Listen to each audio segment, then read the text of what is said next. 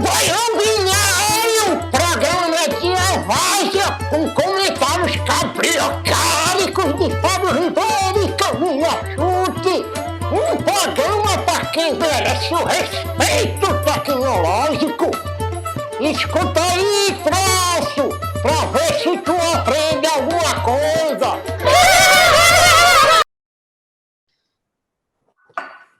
Bom dia, Fábio Ribeiro. MD fresquinho. Acho que fazia tempo que a gente não gravava no mesmo dia e soltava no mesmo dia. Ousado. Faz tempo. Faz tempo. Manda 5 funcionários em voga na mesma semana também, então... É mentira, pessoal. Mas acho que tem mais a ver com a Camila voltar de férias. O Fábio respeitou como um bom sócio, né, Fábio? As minhas férias, coisa que eu não faço. E eu perdi um fone. Enfim. Bom, reportagem número 1 de hoje é do Wall Street Journal, foi publicada no dia 20 por Hannah Nathanson, Donna St. George e Perry Stein. Qual que é o lance aqui? Mais professores estão sendo requeridos para fazer instrução simultânea em 2 formatos. Qual que é o lance?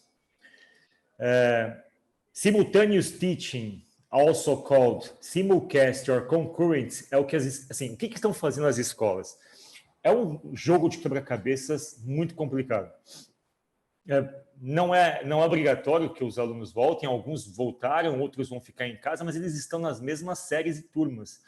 Então, o que os professores estão tendo que fazer? Eles estão tendo que conduzir aula meio que dobrando e coordenando uma turma presencial e uma turma remota ao mesmo tempo. Mas isso tá, aqui no Brasil está assim também. Colégio público eu não tenho essa informação, mas colégio particular, você dá aula para uma câmera, os alunos veem a mesma aula e você tem só 30% dos alunos assistindo a aula.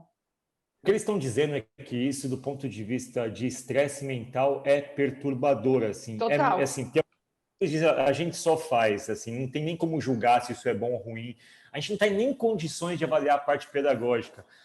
A dificuldade de você sincronizar turmas em espaços distintos ao mesmo tempo, com a mesma matéria, no mesmo ritmo, é um dos desafios que tem levado as pessoas a burnouts e coisas do tipo aqui. Embora dizem que tem a vantagem, né, que quando você tem uma criança falando no remoto, as presenciais prestam mais atenção, enfim, e vice-versa.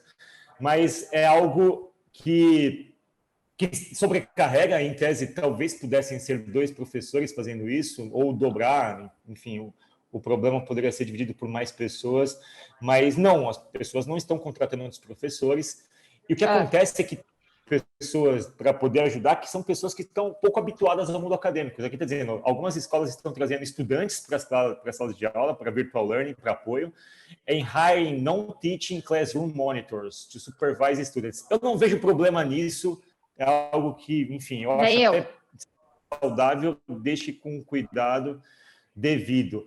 Mas é isso, cara, tem muita coisa que envolve essa discussão na volta e a gente acho que falou sobre resultados que já estão sendo observados, já tem 1 ano de histórico, né?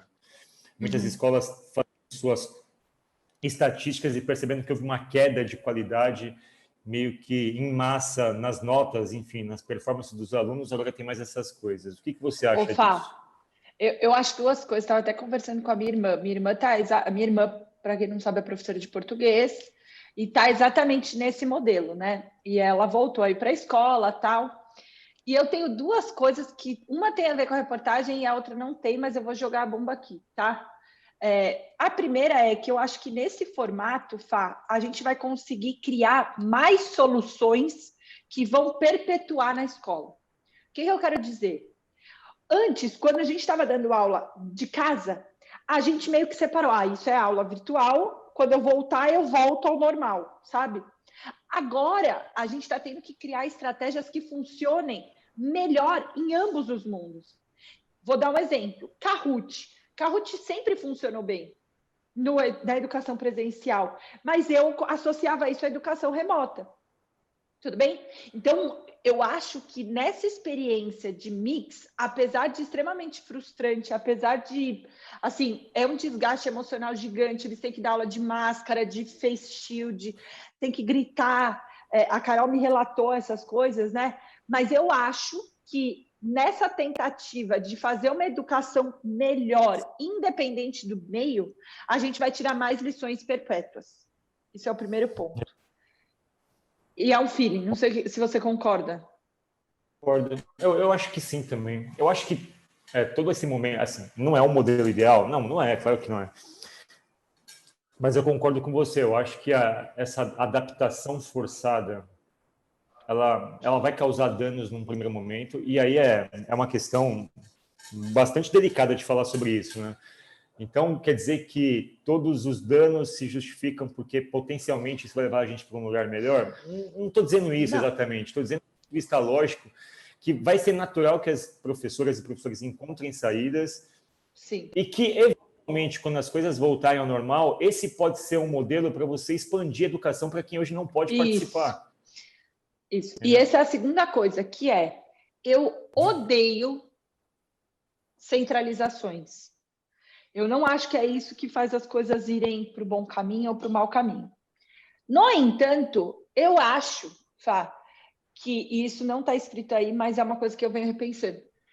Eu deveria dar a possibilidade de, mesmo num cenário não pandêmico, que estudantes pudessem estudar de casa.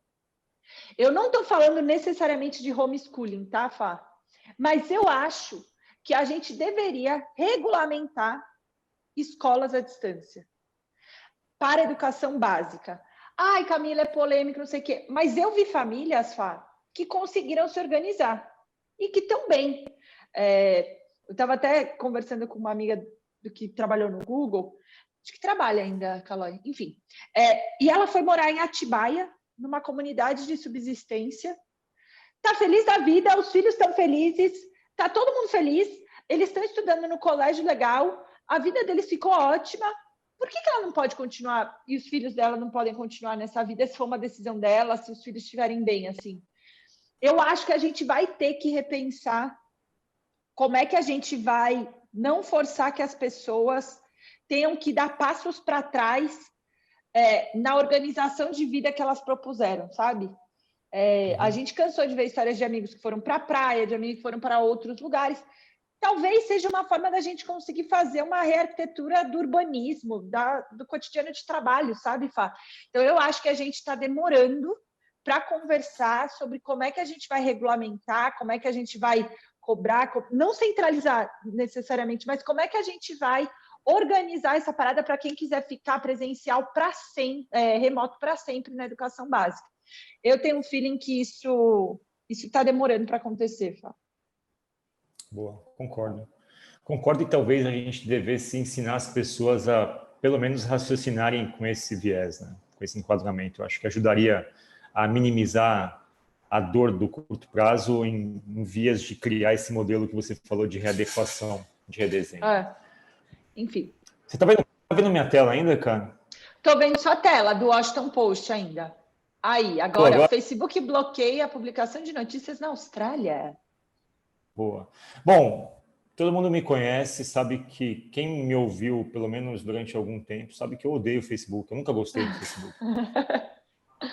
Pessoas profissionais para não gostar, enfim, não compartilho da mesma visão de negócio, já tomei balão, já fomos assaltados por eles, enfim, tudo isso.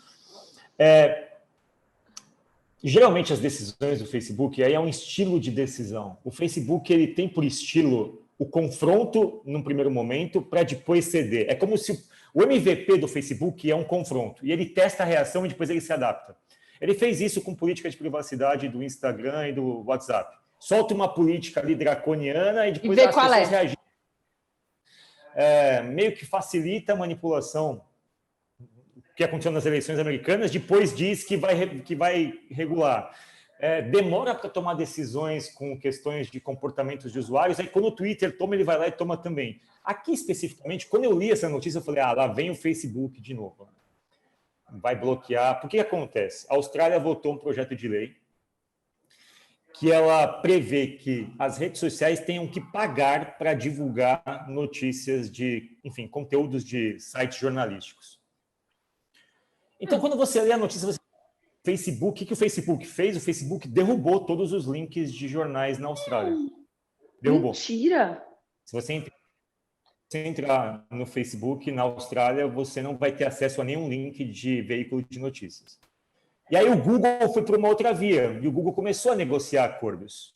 O Google falou, olha, cara, isso é irreversível, tal, vamos abafar aqui, vamos criar um acordo, ver qual que é a conta e vamos pagar. O lance todo, cara, que isso é muitíssimo delicado, pelo seguinte, se você raciocinar, o Facebook, ele dá publicidade para os jornais, nesse caso, de graça.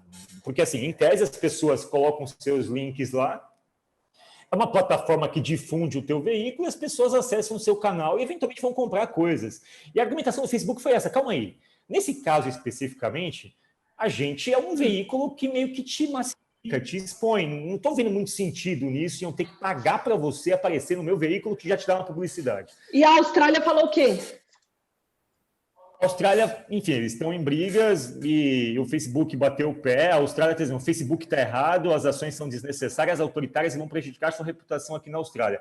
Eu achei que o governo australiano, e quando você lê a história, tem uma série de lobbies de veículos, de jornais, de mídia, que meio que criaram esse dispositivo de lei que estão forçando as empresas como o Facebook e o Google a terem que remunerar criadores de conteúdo.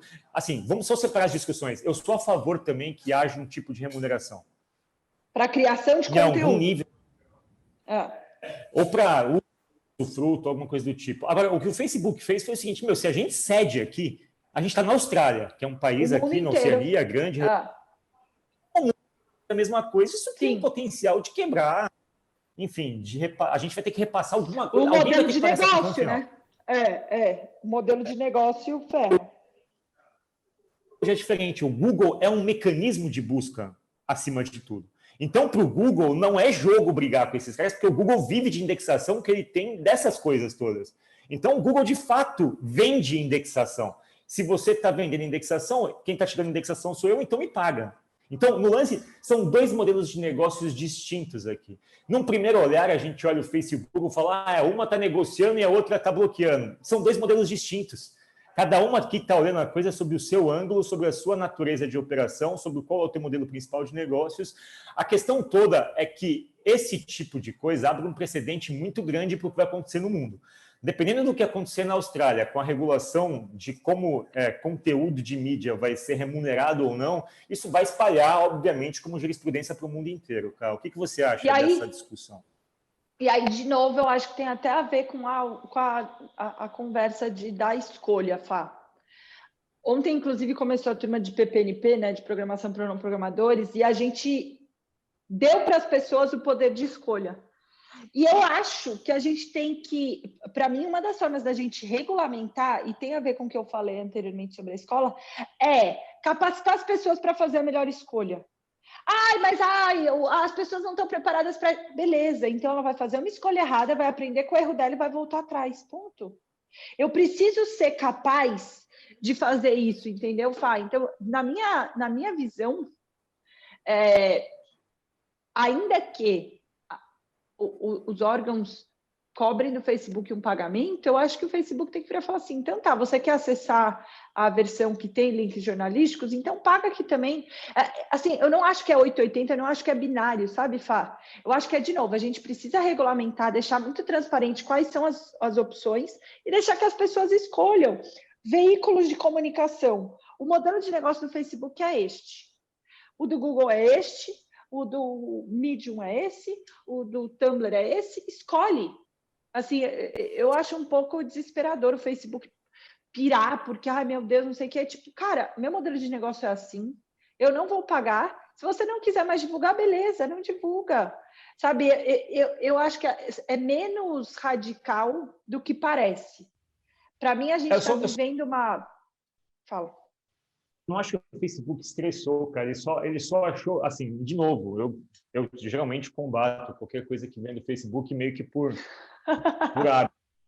Nesse caso, tipo, é uma medida muito pesada para a gente não discutir alguma engrenagem aqui. Assim, não dá para só ir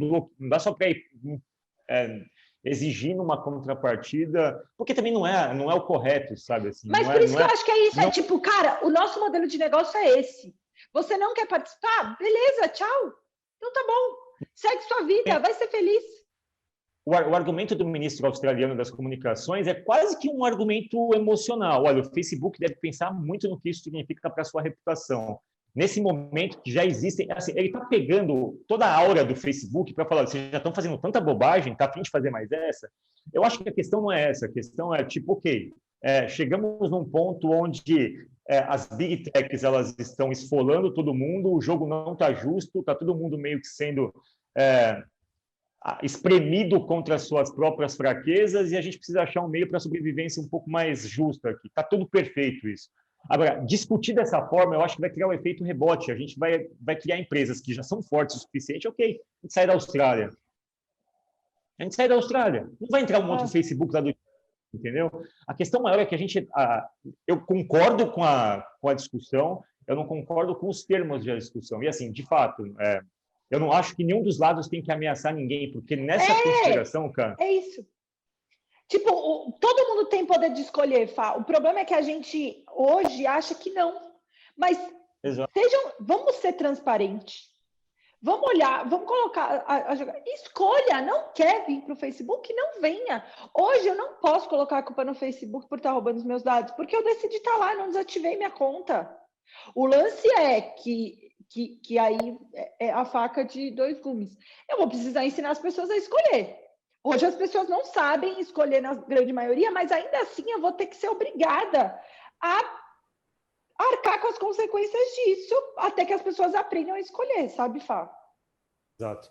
Mas aqui eu acho que fica um alerta para que a gente acompanhe o desdobramento e eu acho que vai ser cada vez mais frequente esse embate entre poder público e empresas de big techs tentando regular algo que correu muito tempo desregulado. E agora, qualquer tipo de movimentação vai exigir um esforço muito grande de todo mundo. E tudo aquilo que a gente, em tese, consome de graça, porque não é de graça, a gente sabe disso, pode passar a ter uma organização. Tipo, olha, ok, eu vou cobrar dos jornais e vou cobrar da outra ponta aqui. Não sei, estou especulando, mas... esse modelo ele nasceu de uma forma, cresceu exponencialmente, não houve tanta regulação, porque era interessante que ele crescesse em certo momento.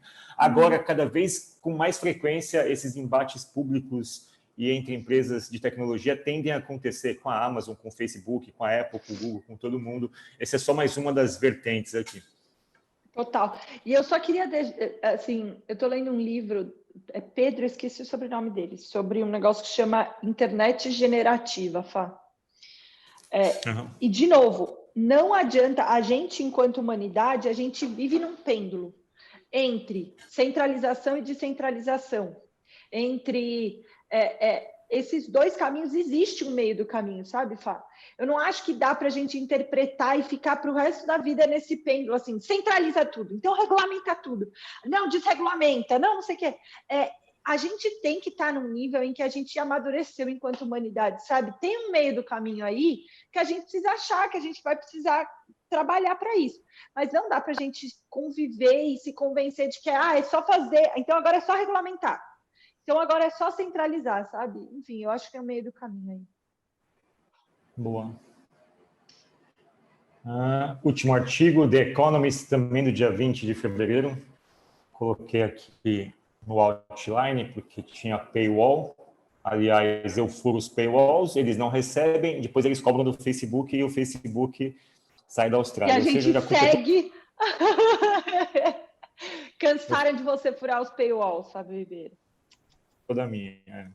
Essa notícia é o seguinte, ela fala sobre como as empresas estão redesenhando os pacotes de... O que é esse Schumpeter? Peter é um dos maiores filósofos da história, cara. Esse é o nome da coluna. Desculpa. Foi mal. Vamos. Começa no How to Design CEO Pay to Punish Inquiry in Equity, Not Just Reward Virtue. Qual que é o lance? Virtue. A Beatriz chegou aqui, eu já comecei até... O meu sotaque melhorou já. Virtue. Boa. Qual que é o lance, cara?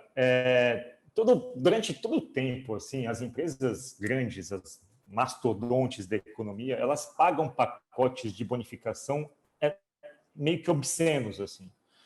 E são aqueles pacotes baseados na tal meritocracia, enfim, você bate meta e bateu meta, se ganha coisas na ordem dos milhões. É questão dos milhões aqui. A gente está falando dos bônus milionários dos grandes bancos, grandes indústrias e tal.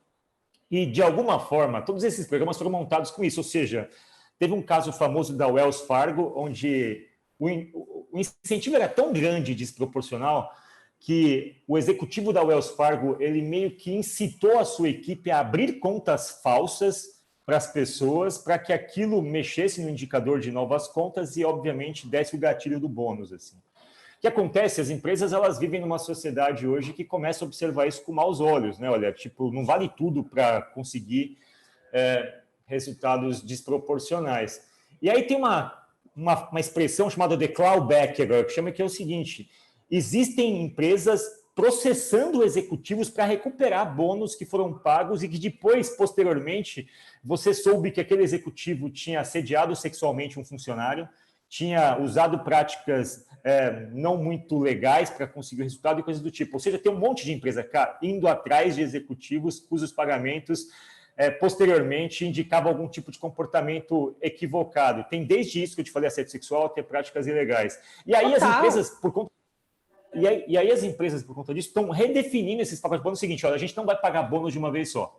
Vamos pagar teu bônus em 3 anos para ver se você não faz nenhuma bobagem nos próximos 3 anos, e aí a gente vai pagando fracionado. Se você sobreviveu 3 anos e a gente não descobriu nada que estava embaixo do seu tapete, a gente paga o bônus. Ou, de um outro lado, que as pessoas elas busquem comportamentos menos, digamos, virtuosos financeiros e mais comportamentos de promoção de igualdade, promoção de diversidade, coisas do tipo. E isso, de alguma forma, pode ser outro tipo de gatilho de bônus. Ou, na pior das coisas, assim, executivos que busquem combater essas iniquidades. Assim. E aí eu acho que é a cultura do cancelamento aplicada ao bônus, né? Fá, você sabe que eu acho, e aí a louca que tá tentando criar relações aqui, eu acho que no fundo é uma descentralização do pênalti, sabe? Antes eu acho que era muito quem se ferrava era só a camada mais alta. Eu acho que agora tem um lance de descentralização. Cara, você não quer ter poder? Então você também vai ter que colocar sua pele em jogo, sabe? Eu não acho totalmente errado. Assim, eu não sou uma pessoa movida necessariamente a dinheiro, assim. Então, eu não consigo perceber, tipo, as pessoas ficam meio malucas, né? Tipo, banco, eu já ouvi, tipo, banco, o seu bônus é esse, mas você vai receber só metade, o resto vem junto com o próximo bônus, porque é uma tentativa descabida de segurar aquela pessoa ali, não porque ela gosta de trabalhar ali, mas porque ela vê um ganho financeiro. E eu sei que isso é o que move a maioria das pessoas. Mas eu não acho de tudo ruim. Para mim, foi uma alternativa que o mercado está achando para descentralizar esse pênalti, sabe, Fá? Eu não acho errado. Real. Assim. Eu acho essa cultura de você auditar essas pessoas durante um tempo para ver o quanto essas performances, elas são performances voltadas à sustentabilidade de longo prazo. Ou, por exemplo, clawbacks, que são essas cláusulas de você ir atrás e averiguar se esses bônus são consistentes com uma narrativa de sustentabilidade, eles estão meio que se espalhando. Por exemplo, o executivo da Boeing envolvido na gestão do 737 MAX, que teve todos esses problemas de queda e que depois investigou-se e concluiu-se que a Boeing havia mentido nos relatórios de segurança, mentido para os pilotos, mentido para os passageiros. Esse cara ganhou 62 milhões de dólares de bônus, cara. 62 milhões de dólares de bônus. E o mercado falou, a gente vai processar esse cara, a gente vai tomar esse dinheiro de volta, porque ele ganhou um bônus na época por ter lançado um produto inovador em tempo rápido no mercado. Percebeu-se que era um produto que tinha sido feito sob bases fraudulentas e inseguras e que teve ali resultados trágicos. Então, eu concordo, é de bom tom que o mercado comece a coibir esse tipo de comportamento, meio que vale tudo para conseguir o valor do bônus e, inclusive, tudo que é de prática imoral que está vinculado a esse tipo de alcance. Né? Total, eu concordo super. E eu acho que o tema desse daí é um pouco sobre, tipo... centralizações descentralizadas, sei lá, assim, quais são... A gente tem que começar a refletir sobre isso, Fá, como é que a gente vai repensar como a humanidade se respeita, como a humanidade se regulamenta, como que a humanidade se organiza, sabe? Não por causa da pandemia, mas porque a gente está vivendo tempos em que, nesse livro que eu estava lendo, que eu te falei da indústria generativa, ele fala um pouco sobre a gente viveu um momento em que a internet era restrita ao meio científico, certo? Então, não, tipo, era uma internet que só conectava pontos, ela não produzia nada. Aí veio a internet 2.0, onde a gente começou a produzir coisas. E aí criou-se a internet generativa, onde todo mundo começou a ganhar poder de produzir coisas. Deu ruim, porque a gente teve deep web, a gente aumentou um monte de coisa errada, revenge porn, um monte de coisa deu ruim, certo? O que esse Pedro, que é esse pesquisador, esqueci o sobrenome dele, o que ele fala é que a gente vai ter que criar agora um terceiro tipo de internet, Fá, que consiga ser generativa, mas que seja fiel ao que a gente respeita enquanto regulamentação, sabe? Que seja fiel com o que a gente está tentando construir. Então, ele fala sobre esse meio do caminho. Um episódio de linguagem de programação social, então, tipo, como se fosse um social coding. A gente tem que revisar nossas linguagens de programação dos códigos sociais, seja em sala de aula, como os professores estão fazendo, seja na regulação de mídia na Austrália, com o Facebook e o Google tentando com o governo, ou seja aqui nos planos de bonificações de executivos que, enfim, eram baseados nessa obscenidade. Regulamentações dos códigos sociais, é isso?